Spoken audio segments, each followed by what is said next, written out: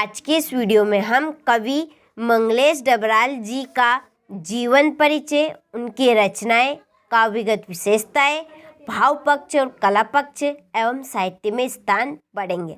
आइए हम सबसे पहले देखते हैं इनका जीवन परिचय।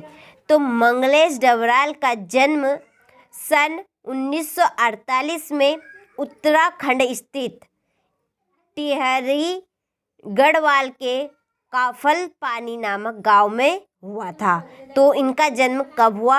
सन 1948 में उत्तराखंड स्थित टिहरी गढ़वाल के काफल पानी नामक गांव में हुआ था। इनकी शिक्षा दीक्षा देहरादून में संपन्न हुई। इन्होंने अपनी शिक्षा कहाँ से प्रारंभ की? देहरादून से। इन्होंने दिल्ली में हिंदी पेट्रियट प्रतिपक्ष तथा आसपास कार्य किया था। इन्होंने दिल्ली में हिंदी पेट्रियट प्रतिपक्ष और आसपास में कार्य किया था। फिर ये भोपाल में भारत भवन से प्रकाशित पूर्वाग्रह में सहायक संपादक हो गए। फिर बाद में ये भोपाल में भारत भवन से प्रकाशित पूर्वाग्रह में सहायक संपादक हो गए थे।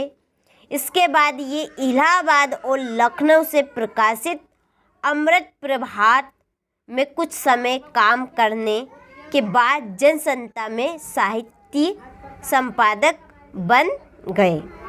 अल्पकाल तक सहारा समय में संपादन कार्य करने के पश्चात ये नेशनल बुक ट्रस्ट से संबंध हो गए।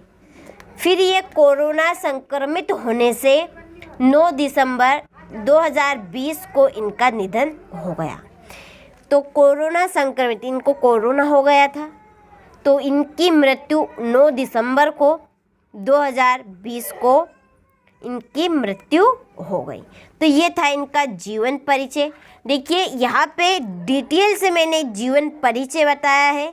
आप इसमें से एक आधी लाइन कम करना चाहते हैं तो अपने अकॉर्डिंग आप कर सकते हैं। आप छोटा भी लिख सकते हैं जीवन परिचय, ऐसा नहीं कि आप बड़ा ही लिखे, छोटे में भी आपको अच्छे नंबर मिल जाएंगे। आइए अब हम देखते हैं इनकी रचनाएं। पहाड़ पर लालटेन, नंबर 2 घर का रास्ता, हम जो देखते हैं, चौथी है आवाज़ भी एक जगह है, और 5वें नए युग में शत्रु। तो ये है इनकी रचनाएं, 4-5 रचनाएं। तो आप इसमें से एक आधी रचना कर सकते, तो स्क्रीनशॉट लीजिए। अब हम देखते हैं इनकी काव्यगत विशेषताएं। तो इनकी काव्यगत विशेषताएं निम्न है। पहली, भाव पक्ष। तो इनका कैसा भाव पक्ष था, आइए देखते हैं। तो मंगलेश डबराल के काव्य में समानता बोध तथा पूंजीवादी छल कपट का स्पष्ट प्रतिकार है।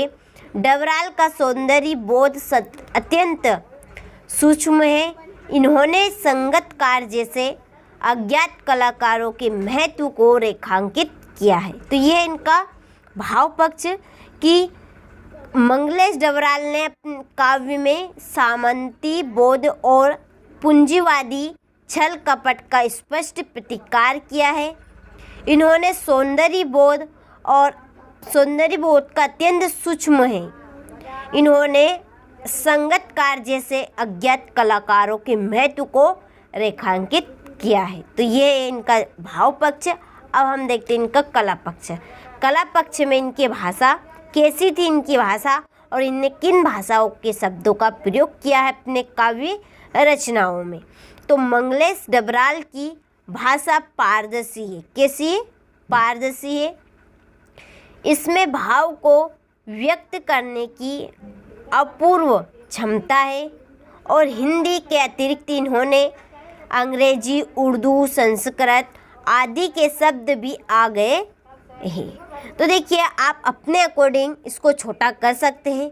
ताकि थोड़ा सा ये बड़ा लिखा है, आप इतना भी इसमें लिखेंगे तो चलेगा कि मंगलेश डबराल की भाषा पारदर्शी है और इन्होंने हिंदी के अतिरिक्त अंग्रेजी, उर्दू, संस्कृत आदि के शब्द भी आ गए हैं या आदि के शब्दों का भी प्रयोग किया है। इस तरह से आप भाषा के अंतर्गत लिख सकते हैं। आइए अब हम देखते हैं इनके अलंकार। तो इन्होंने कौन से अलंकार का प्रयोग किया है और कैसे है इनके अलंकार। तो मंगलेश डबराल का अलंकारों के प्रति मोह नहीं है। जो मंगलेश डबराल थे, इनका अलंकारों के प्रति कोई मोह नहीं है, इनकी कोई दिलचस्पी नहीं है अलंकारों के प्रति। तो फिर भी उनके काव्य में अनुप्रास, उपमा, रूपक, उत्प्रेक्षा आदि अलंकारों का सौंदर्य दिखाई देता है। देखिए, इनकी अलंकारों के प्रति कोई रुचि नहीं थी, फिर भी इनके काव्य में हमें कुछ अलंकार देखने को मिलते हैं, जैसे कि अनुप्रास, उपमा, रूपक, उत्प्रेक्षा आदि अलंकार का सौंदर्य देखने को हमें मिलता है। तो अच्छे से यहाँ से स्क्रीनशॉट लीजिए। अब हम देखते हैं इनका छंद। तो कौन से छंद को इन्होंने अपनाया है। तो मंगलेश डबराल ने छंद मुक्त काव्य का सृजन किया है। इनकी कविताओं में भाव के अनुरूप आरोहण और अवरोहण का निर्वाह हुआ है। तो ये थे इनके छंद कि मंगलेश डबराल ने अपने काव्य में छंद मुक्त काव्य का सृजन किया है। इनकी कविताओं में भाव के अनुरूप आरोहण अवरोहण का निर्वाह हुआ है। तो ये था छंद के अंतर्गत। आप छोटा एक एक लाइन भी आप लिख सकते हैं, ऐसा नहीं कि जितना मैंने लिखा है आप इतना लिखें, छोटा भी कर सकते हैं। इसके बाद है हमारा साहित्य में स्थान।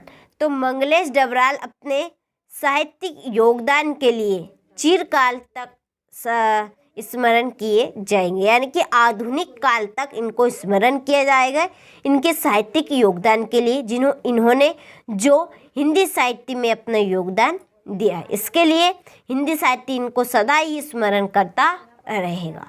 तो ये था साहित्य में स्थान। तो आज के इस वीडियो में हमने मंगलेश डबराल जी का 4 चीज़ें पढ़ी। जीवन परिचय, उनकी रचनाएं, काव्यगत विशेषता, भाव पक्ष, कला पक्ष के अकॉर्डिंग साहित्य में स्थान। तो आप यहाँ से अच्छे से इनका साहित्य में स्थान का स्क्रीनशॉट लीजिए। और आप छोटा करने चाहते हैं तो आप छोटा कर सकते हैं। जैसे कि यहाँ पर भाव पक्ष लिखा है, तो ये भाव पक्ष थोड़ा सा बड़ा है, तो आप इसको अपने अकॉर्डिंग कर सकते हैं, छोटा भी। इसके बाद में कला पक्ष, भाषा के अकॉर्डिंग आप 1-2 लाइन ऐड कर सकते हैं और एक आधी लाइन आप छोड़ सकते हैं। इसके बाद अलंकार, ये अलंकार में भी ऐसा ही कर सकते हैं। छंद, सभी में आप 1-1, 2-2 लाइन छोड़ सकते हैं, क्योंकि हमने डिटेल से बताया है, आपको डिटेल से नहीं लिखना है। तो ये साहित्य में स्थान। तो आपने सभी का अच्छे से स्क्रीनशॉट लिया होगा, तो आप अच्छे से कंप्लीट कीजिएगा।